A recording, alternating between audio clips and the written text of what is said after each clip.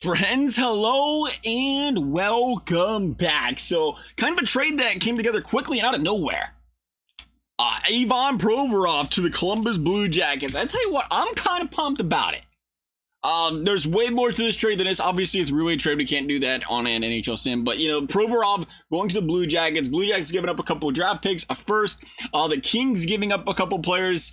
And the Kings being a big part of this, retaining 30% of Provorov's salary, which is an interesting strategy by the Kings. But the Kings looking there to clearly open some cap space. They took some back, but they opened some up, dropping Patterson, dropping Walker. And that's kind of what brought them into this. And the Blue Jackets, obviously, I mean, believe it or not, second worst team in the league last year, are kind of tight with the cap when you consider that some of these players, Gaudreau, Werenski, Lyon. I mean, they got some players getting some money.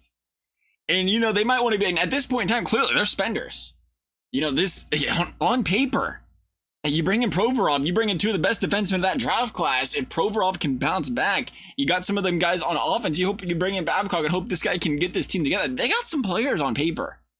They just got to figure things out. So I'm loving this trade. I mean, LA Kings first round draft pick, it was a late first. What was you going to do with that? I mean, it was a deeper draft class, so we'll see what that turns into. Blue Jackets, one of those is a second. The other one is a Kings second, for the record. Just throw it on and look at the trade simulation and see what they think. Nonetheless, though, I like this. I think Provorov down year, anything could happen on that team this evening. It didn't fit the system. You know how that can work under that coaching staff as Blue Jacket fans. I think different place for a new place for I don't even know how to say it. Different place.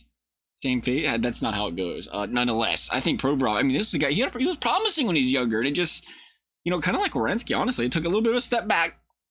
Not as big as Provorov. I mean, Provorov's a lot bigger, but I mean, this is a guy that you give him the tools, give him a chance. He's got a couple years left on this contract off a team-friendly deal, 4.7 to figure things out. You consider 2-year window. Blue Jackets, they kind of like that. Nonetheless, I like it. I think it's crazy because it's like the Blue Jackets say, hey, we get a guy that possibly can play for us right now in the draft this early, and we bring in Provorov, and maybe we can make some noise. Philadelphia is like, we're all up in that trade according to EA. EA actually like that. Typically, EA not a big fan. We're gonna have to actually go ahead and turn off the injuries because I completely did not think that trade was gonna go through. So I was like, all right, we're gonna have to back out and send a different way. But nonetheless, there's the trade. We'll take a look at what that did to this Columbus Blue Jackets roster. And again, I mean, you talk about some of these guys. You expect, you got Laine, you got Gaudreau. You think Ken Johnson can take that step up. Obviously, the bottom six, it still could use a lot of work. But you have offensive players that can put points up. You expect those two to play together. You expect them to be separated. We'll see. Werenski, though, you think Boquist can take... Oh, we got some great chemistry here, apparently. You think Boquist takes that next... Oh, geez. Yeah, so about the chemistry, it's not looking too hot, fellas. We'll try. I would imagine Provorov. What a story! You think those two end up playing together over the age? You think those two play together? I don't know what to say about that -3. Maybe we should have did this in another thing because that's going to absolutely destroy how this sim goes. The chemistry, according to EA, it's not there.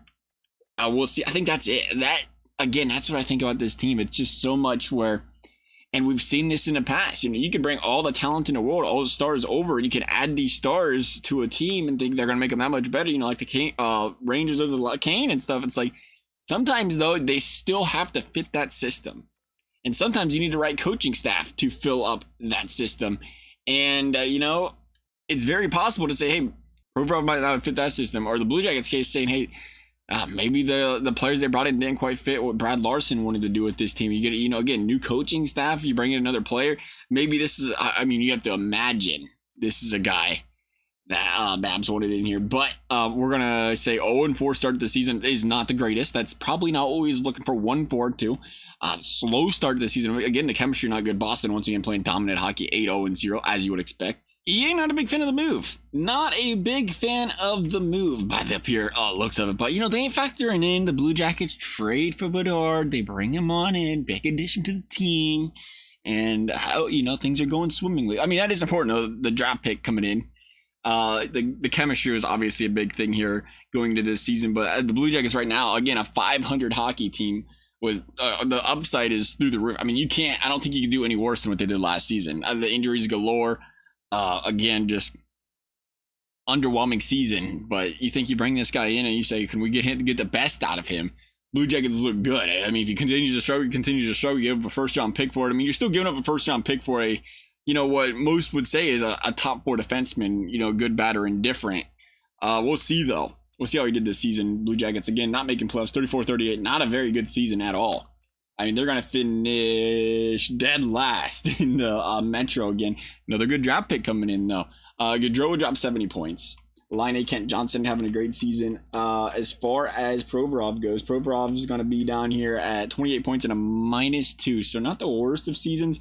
I actually might have had, from a plus-minus standpoint, might have had the best performance of all defensemen on the team. He did not.